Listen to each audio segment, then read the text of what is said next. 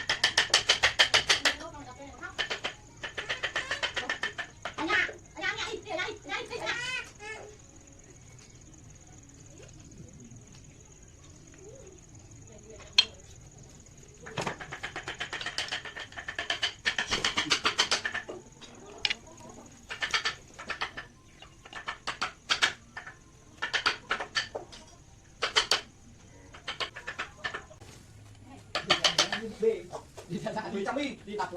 khóa cho con này đi ra ngoài, sau đứng ra ngoài chỗ anh gọi cho uống trà sữa. Đi mấy trà sữa đi đường sữa. Đi của mai.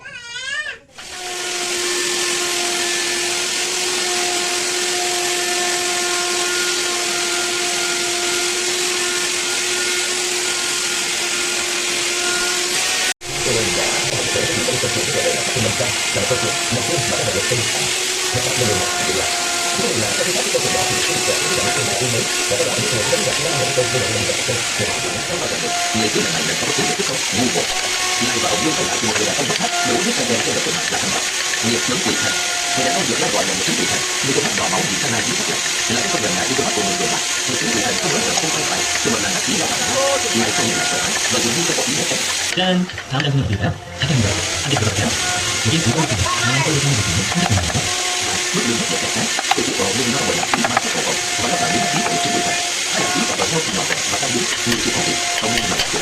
Gần như đến tay của các bạn này là được rồi. Kéo ra nước càng được đại đạo có quy luật. Các quan tất cả phải làm các thần linh các chư vị thiên đạo đều bị sạch khảo và kể cả các tuần của thân cận siêu nhiên phấn khởi và cảm giác đầy đủ các chi phí và chủ hội và tất cả các vị mà là chi phí trên mặt đáng quý. Với câu này là những bài nào bạn nói, còn này là yêu thần hay là yêu thiên mà khi là không giống như vậy các phần này khó phản đối. Sau khi biết các phần tâm của đại nhìn không đường và cái một sự nào tiến hành của chữ ý và lại dùng từ đại nội khí đang thuyết về cái thiên đường không thể sai lại và bây giờ sẽ phải đối mặt.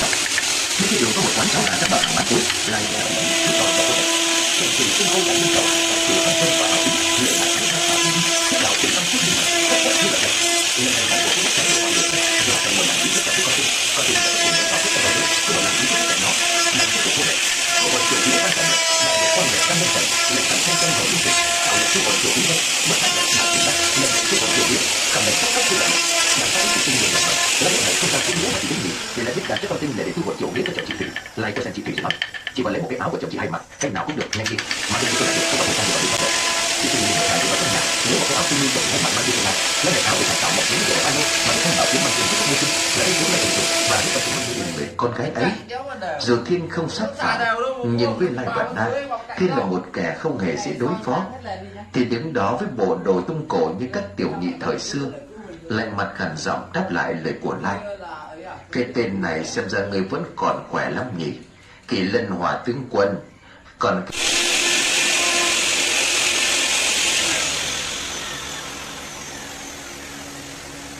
này, thưa quý vị, trong buổi tối hôm nay chúng tôi lại giới thiệu quý vị tập 2 của bộ truyện tập nhìn đại thiên ấn của tác giả Lục Tinh. Như chúng tôi cũng đã giới thiệu quý vị trong tập đầu của bộ truyện này, đây là một truyện mà tác giả Lục Tinh đã cho chúng tôi sản xuất độc truyện audio của tập truyện này và chỉ áp bản sách lên một trang web chính thức duy nhất tại truyền tâm linh của tác giả Lục Tinh và được tài trợ bản quyền bởi công ty truyền thông và giải trí An Việt Nam. Cảm ơn tác giả đã cho chúng tôi cơ hội sản xuất audio bộ truyện này. Cảm ơn quý vị đã yêu mến và theo chúng tôi và rất hy vọng rằng bộ truyện dài ngày này sẽ mang đến quý vị nhiều cảm xúc như cái câu chuyện của mình cảm xúc lên khi tôi đã thể có được sự làm rất là và rất nhiều cảm xúc đến từ những người và những người của bạn đến với lời chúng ta và rất là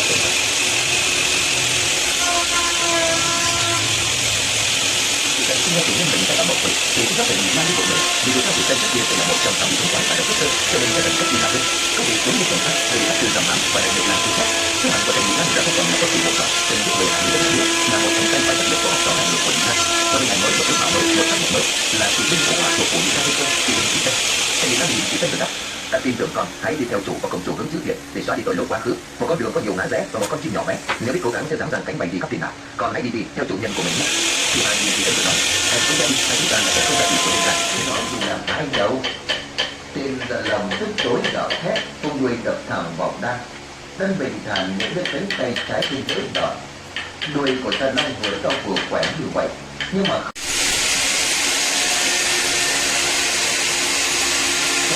khi đi để bố cái cả đầu có một điều như chưa rõ ràng ta từng là vua của Gia Long vậy cho nên là cháu chắc là phải dạy dỗ thật tốt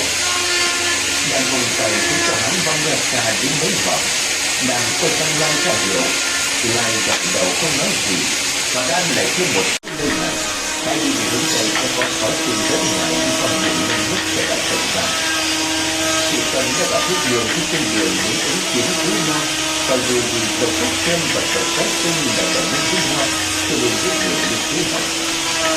như gật đầu và lao vun vút lên về hướng tây thời đường diễn ra như một thuyết phim mặt đối vương những kẻ này đều thấy được rất tự nhiên một kẻ được mệnh danh là Hót Vương khẩu cả nhị tướng ta biết anh trai không sinh ra bất quẩy đến đây sao thế lại càng tốt nhớ ra một kịch bản nào phim này nghe làm tốt lắm theo như phim này ta sẽ sâu đón được độc quyết và cái tim để sinh hoạt trong việc ta sẽ dẫn người đi gặp người con gái như chuyện mới lâu đứng bên cạnh hắn là A Thiên cũng đang khinh khích vì vui sướng cái này là cái dòng cột cảm nói với A Thiên thì anh với hắn đến có một cái nơi gọi là ngang quang tản nơi đấy có một cái học trò của ta đang trúng bộ là một yêu thành nhưng hãy đứng rõ để nói cái tên học trò của ta hãy đứng luôn.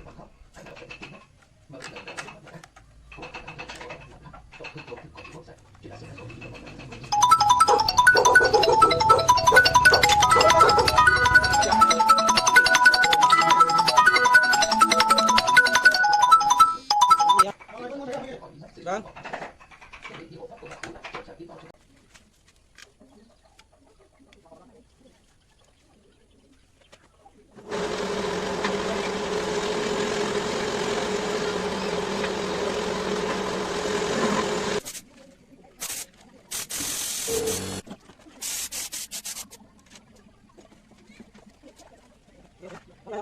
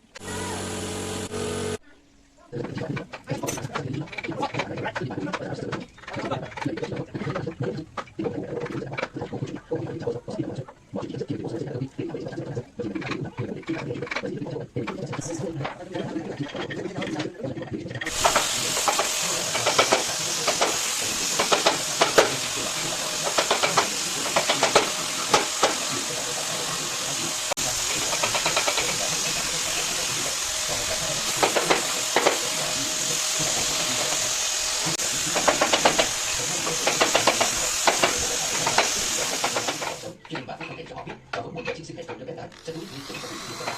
Mà hai các bạn đi phải học trên quan hệ của các bạn. Để không để các bạn biết để không để đau thương đau thương. Bây giờ những cái ấy bây giờ chỉ còn lại một mình duyên. Phú gia xưa nay là điều mà khao khát. Hiện tại bạn đã đạt được cái quyền làm chủ Phú gia, nhưng đáng tiếc bạn chỉ có vỏ bọc, chứ thực chất là bạn có tất cả. Và một mình như vậy bạn nhận thất bại chính mình khi chẳng mất, còn chẳng mất, còn cho kẻ bỏ đi, kẻ vứt bỏ đi. Riêng với cháu bạn đã tất cả những thứ dựng ra được quý nhất vào trái tim của mình. Mà ông bạn cảm đến thất bại là trong khi bạn đã nguy hiểm, ông muốn giữ cái xác thì cho cái chết. Thế là điều này, tôi nghĩ rằng trong đây là bọc chân được.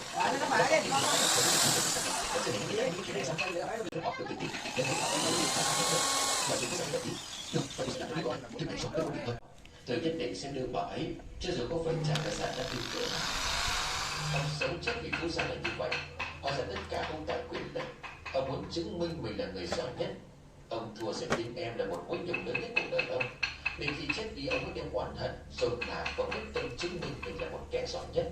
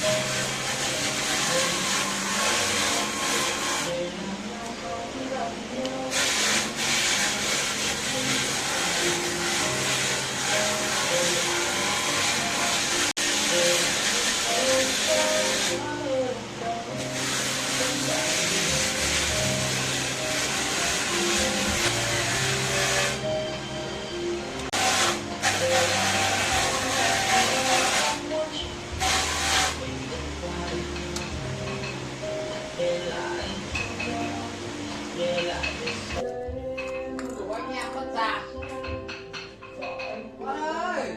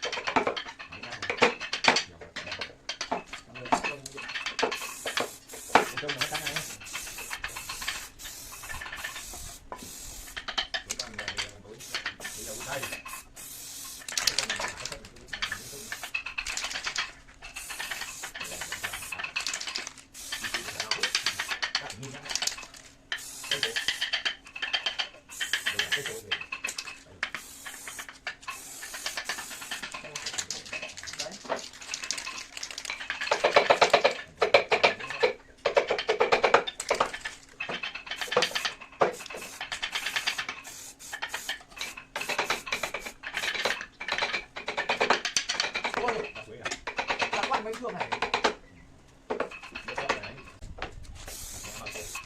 để mình ăn đi.